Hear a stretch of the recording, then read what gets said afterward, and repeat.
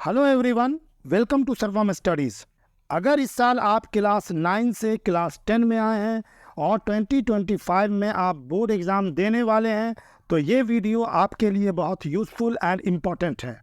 इस वीडियो में मैं आपको कुछ ऐसी प्रो टिप्स बताऊंगा जिनको फॉलो करके आप बोर्ड एग्ज़ाम में 98% से भी ज़्यादा मार्क्स ऑब्टेन कर सकते हैं। ये प्रो टिप्स टॉपर्स फॉलो करते हैं, तो यहाँ पर मैं आपको टॉपर्स की प्रो टिप्स बताने जा रहा हूँ। तो चलिए वीडियो स्टार्ट करते हैं। फर्स्ट स्ट्रैटेजी है कंप्लीट योर एनसीईआरटी बुक। हमारे एग्ज़ाम के जो क्वेश्चंस बनते हैं वो 90% एनसीईआरटी बेस्ड होते हैं। मतलब most of the questions NCERT book से ही पूछे जाते हैं। लेकिन अब ये मत समझ लेना कि ये क्वेश्चंस एक्सरसाइज से पूछे जाते हैं। ये क्वेश्चंस चैप्टर के बीच बीच से पूछे जाते हैं। इसलिए आपको एनसीईआरटी बुक की एक एक लाइन पढ़नी है।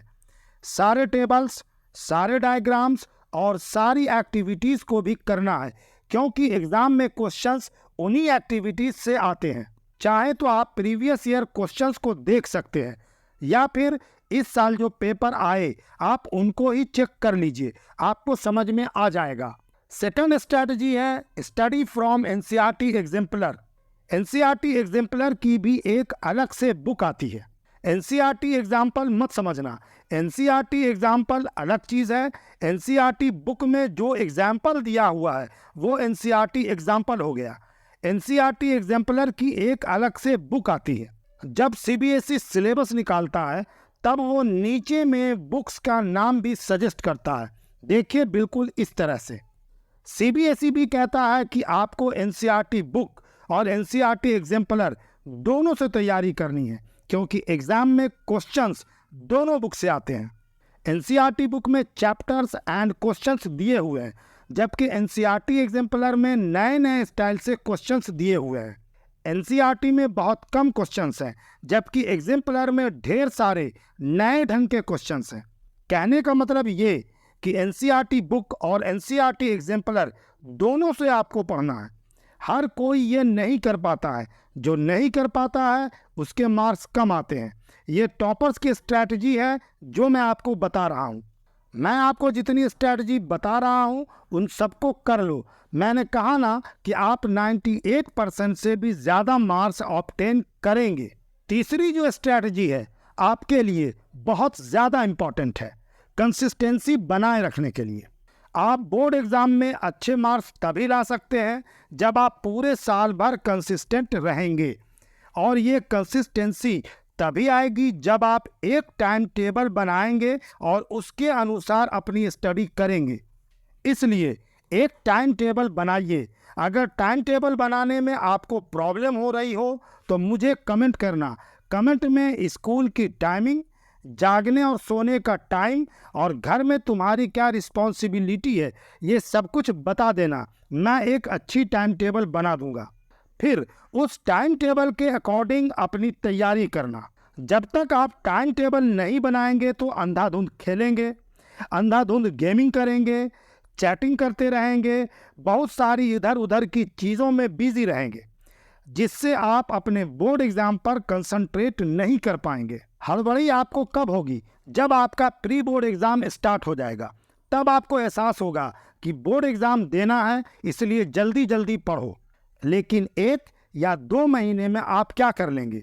हाँ, आप अच्छे मार्क्स तो ला सकते हैं, बट 90% या 95% या 98% का टारगेट अचीव करना है तो उसके लिए आपको अभी तैयारी में लग जाना होगा। तो पहले एक अच्छा टाइम टेबल बनाइए और फिर उसके अनुसार एग्ज़ाम की तैयारी स्टार्ट कीजिए। देखिए, चैप्टर पढ़िए एनसीईआरटी बुक से और अपने से नोट्स बनाते जाइए। अब आपको समझना है कि नोट्स बनाने का आपको फ़ायदा क्या होगा। जैसे ही आपका प्री बोर्ड स्टार्ट होगा उस टाइम आपके पास इतना टाइम नहीं रहेगा कि आप दोबारा से एनसीईआरटी बुक को लाइन बाय लाइन पढ़ सकें। एक बार पढ़ने के बाद आपको दोबारा एनसीईआरटी बुक पढ़नी पड़ेगी, लेकिन प्री बोर्ड के टाइम तो आप ऐसा नहीं कर सकेंगे। तो प्री बोर्ड के टाइम आप अपना लिखा नोट्स पढ़ेंगे। इससे आपका टाइम भी सेव होगा और जल्दी याद भी होगा। तो अभी से ही नोट्स बनाते जाइए नोट्स भले ही आपको अभी काम ना दे, लेकिन रिवीजन के टाइम ये बहुत हेल्प करेगी। फिफ्थ टिप बहुत ही इंपॉर्टेंट है। प्रीवियस ईयर क्वेश्चंस के लिए अलग से एक कॉपी बनाइए सभी सब्जेक्ट्स की। आपके जितने भी सब्जेक्ट्स हैं सभी की एक एक बनाइए प्रीवियस ईयर्स की, और उनमें 3 इयर्स के क्वेश्चन सॉल्व करते जाइए। एक ही सेट के क्वेश्चंस मत बनाना।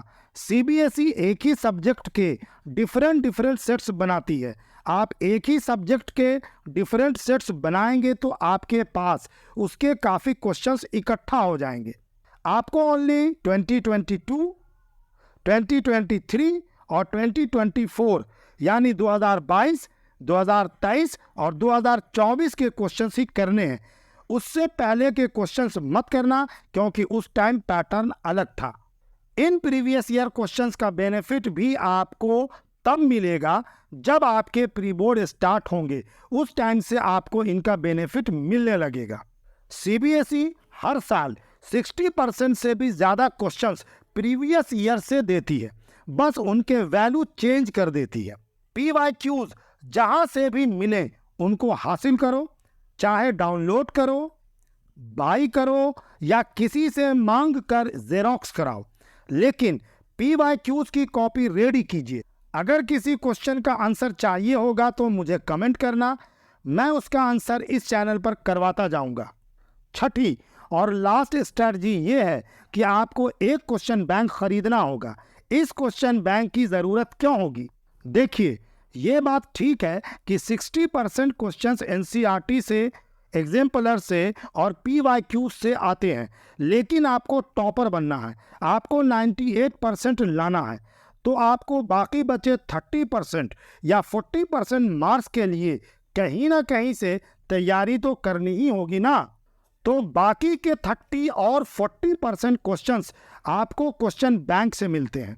हर साल अलग अलग पब्लिकेशंस क्वेश्चन बैंक निकालते हैं, उनमें से कौन सा आपके लिए बेटर रहेगा मैं देखूंगा। जैसे ही निकलेगा मैं एनालाइज करूंगा और जो आपके लिए बेटर रहेगा वो मैं आपके लिए सजेस्ट करूंगा। आप वही क्वेश्चन बैंक लेना, क्योंकि मैं आपको लेटेस्ट पैटर्न का ही क्वेश्चन बैंक रिकमेंड करूंगा। क्वेश्चन बैंक लेने का एक दूसरा फ़ायदा ये है कि उसमें शॉर्ट नोट्स भी दिए रहते हैं सभी चैप्टर्स के, इसलिए भी क्वेश्चन बैंक लेना ज़रूरी है। उसमें NCERT, एग्जाम्पलर, प्रीवियस ईयर सबके क्वेश्चंस रहते हैं, तो एक क्वेश्चन बैंक की ज़रूरत हमें पड़ेगी। जैसे ही निकलेगी मैं आपको इन्फॉर्म करूंगा। ये आपके लिए क्लास 10th का एक बहुत इम्पॉर्टेंट चैनल है। साथ में आपको क्लास 11 के भी स्टडी मटेरियल्स यहाँ मिलते हैं, इसलिए अपने फ्रेंड्स को ज़रूर शेयर कर देना और सब्सक्राइब करके चैनल को ज़रूर रखना और नोटिफिकेशन बेल दबा देना, ताकि जैसे ही वीडियो अपलोड करूं आपको नोटिफिकेशन मिल जाए, और वीडियो को ओपन करके ज़रूर देखना। मिलते हैं अगली वीडियो में। Thank you, take care and good bye.